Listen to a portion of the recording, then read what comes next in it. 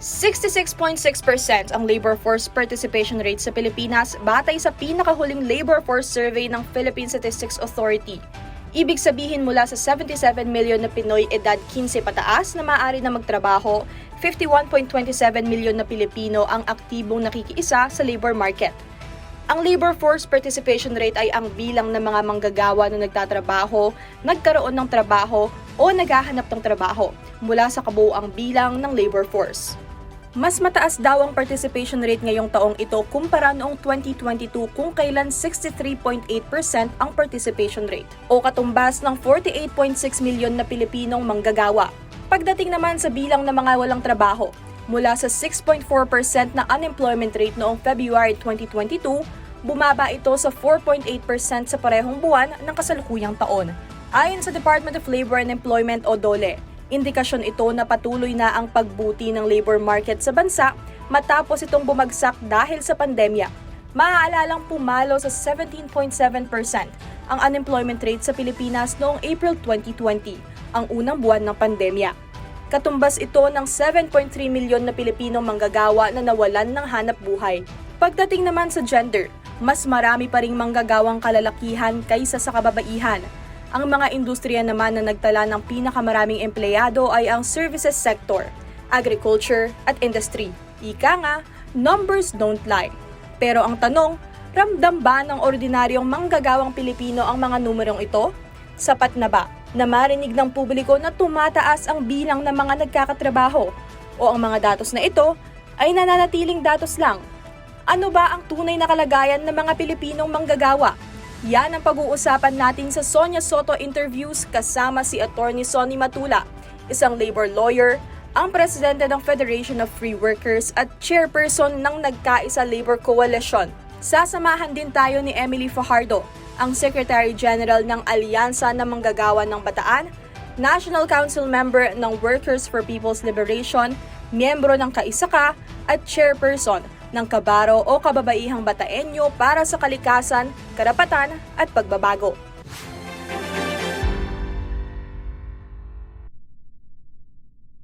Sa ngalan po ni Sonia P. Soto, ako po si Justin Dizon, Kabalen Carijon. Magandang araw po sa inyong lahat. Magandang araw po, Attorney Sonny Matula. Maraming salamat po sa pagpapaunlak sa aming imbitasyon. Siyempre, magandang araw din kay Ka Emily Fajardo na makakasama natin ngayon sa ating programa via Zoom. Umpisahan ho natin yung ating discussion, Attorney Sonny, Ka Emily. Etong, magandang hapon po. Itong prinisintang datos ng napanood natin kanina, ayon sa PSA, kumonti raw yung bilang ng mga walang trabaho o yung mga unemployed.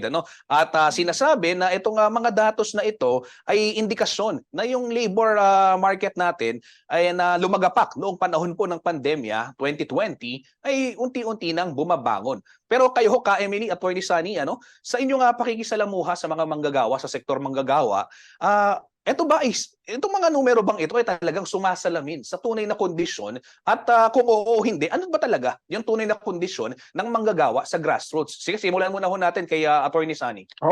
Maraming salamat kasamang Justin. Nakikita natin na itong statistics na ito ay indikasyon na at least bumabangon muli yung ekonomiya natin mula sa pandemic disruption. Pero alam mo, kasamang Justin, napakaraming mga Pilipino ang kulang talaga sa trabaho o walang trabaho. At nakikita natin yan sa ating mga komunidad, sa ating mga factory. Kaya dahil sa kakulangan sa trabaho, yung ating mga manggagawa ay tumatanggap na lamang maski anong klase ng trabaho. Yung iba ay nahulog yung sa tinatawag na mga contractual arrangement. Tinatanggap na lamang nila. Yung iba nga ay tumatanggap na mas mababa ang sa minimum wage ang sinasahod. So nakikita na natin na napakalaki pa talaga ng problema ng mga manggagawang Pilipino na dapat i-address ng ating pamahalaan. Opo. Kayo ho, Ka Emily, ano yung obserbasyon ninyo sa inyong grupo at syempre sa inyong pakikisalamuha po sa masang manggagawa? Magandang hapon po sa lahat po ng nanonood dito po sa CLTV 36 at sa programa pong ito. Bago po kasi pandemic, umaabot po ng 42,000 yung workers ng Freeport area of Bataan. So, nung matapos po yung pandemic unti-unting bumabalik sa normal ang mga pagawaan dito sa Maribeles, Bataan. Pero maaari po sigurong sa record o sa pag-aaral ng ating gobyerno ay tumataas o mataas na ang employment percentage o rate ng Pilipinas. Pero kung tutuusin po dito po sa grassroots, dito po sa PUB, ang lalaki po kasi ng bilang ng nagsarang pabrika eh. Patapos po yan ng pandemic, halos 4 na malalaking mga pabrika ang nagsara na halos nag-i-employ ito ng 10,000 manggagawa. So, ang tanong kasi saan napunta ulit ang mga manggagawang ito? Kung saan, ayon naman sa pag-aaral ulit o sa report ng Authority of Freeport Area ay umaabot pa lang ng 39,000 ulit yung workers ng PUB o ng Freeport Area of Bataan. So, mayroon pa ring mga manggagawa talaga. Bukod pa yan dun na hindi nakakahanap ng trabaho. Kahit po last year, halos hindi po normal ang trabaho na ibinibigay ng mga company sa mga manggagawa natin. Mas marami pa po ang walang trabahong na panahon kumpara sa pumapasok sila. Opo. Ka Emily, Attorney Sunny, no, itong ganitong napakalaking epekto doon sa ating hanay sa mga hanay ng manggagawa. Yung ginawang programa ng pamahalaan mula noong nagkaroon ng pandemya hanggang doon dito sa mga recovery efforts na sinasabi. Ito ba ay naramdaman ng kanya-kanyang mga organisasyon? Yung ayuda is bigay no, yung mga relief goods. Pero yung paghahanap nila, yung kumbaga i-job match nila or tutulungan nilang makabalik sa kanilang mga trabaho. Ito ba ay na i-roll out ba ng maayos? Palagay ko may kakulangan din dyan lalo na yung sa ayuda sa sinasabi mo kasamang Justin. No? Yung dun sa natanong ko, mayroon kaming 400 na mga local unions eh. Pero yung natanong ko ay mga 100 union. Ang naabot lamang ng ayuda ng pamahalaan, mga 25 unions lang. So malawak yung hindi naabot sa Federation of Free Workers.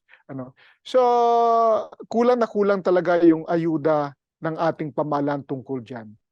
Kung sa panahon po ng pandemic, Sir Justin, ang mga naaalala namin na mga binigay lang ng ating gobyerno ay through yung mga bigay po ng Department of Labor, yung Camp 1, Camp 2, tsaka po yung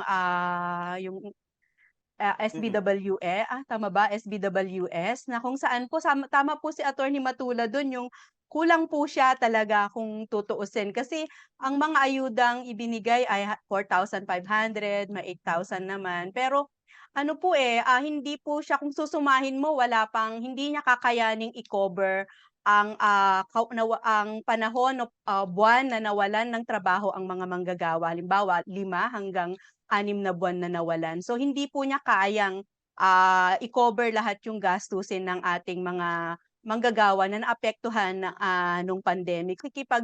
Po kami sa Department of Labor sa pamamagitan ng TUPAD. Kaya lang alam po nating lahat ano ang TUPAD. Ito ay isang minsanan lang na mga binibigay ng Department of Labor dahil ayon po sa mga kasamahan natin sa DOLE ay maliit lang yung kanilang budget. So, yung maliliit na mga paraan na sinisik o kinukuha o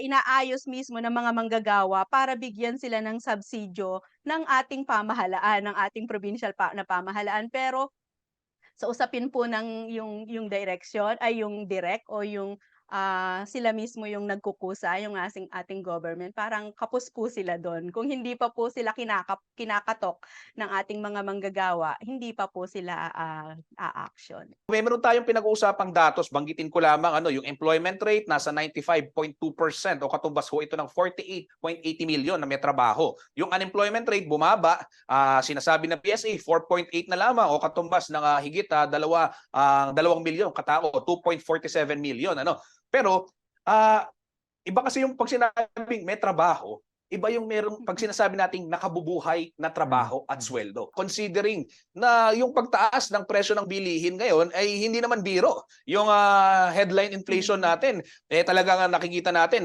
nitong Marso, yung inflation rate natin 7.6 460 lang po yung ating minimum wage dito sa Central Luzon. Kung titingnan mo nga paano ba ang halaga ng sahod ng mga manggagawa kung sa 460, ramdam na ramdam ito kasi umabot pa ngang mas mahal ang presyo ng sibuyas kumpara sa minimum wage ng isang manggagawa.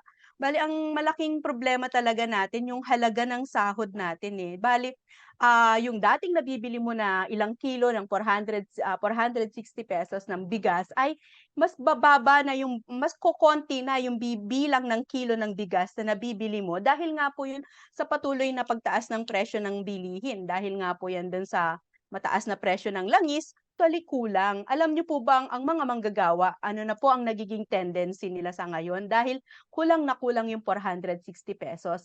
Kapag ka po 8 oras lang ang trabaho mo, kulang po yun 460 pesos.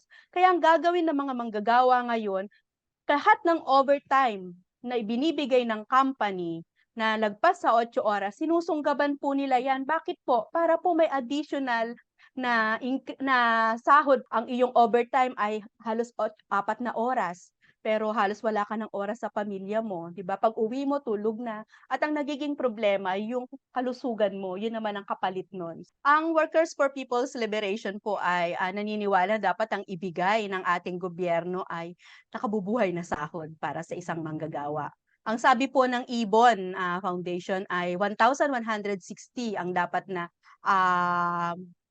sahurin ng isang manggagawa para mabuhay niya ang pamilya niya. Kaya kung titingnan niyo nga po, kahit dalawa kayong mag-asawa, 460 plus 460, hindi pa rin sasapat para makabubuhay na sahod. O kung hindi man po, dahil ito po ay matagal at nasa prosesong legal, ibig sabihin dadaan sa proseso ng legal legislations natin. So, ang pinaka-immediate at na-relief na po pwedeng hilingin namin, na pinapanawagan namin, ay 500 pesos emergency cost of living allowance na kung saan ito yung pinakamabilis na agad-agad makakatugon o makakapagbigay ng halaga dun sa sahod ng mga manggagawa ngayon. Ano ho ba yung mga pwede nating sabihin na utang natin sa labor movement, utang natin sa mga manggagawa, sa mga unyo?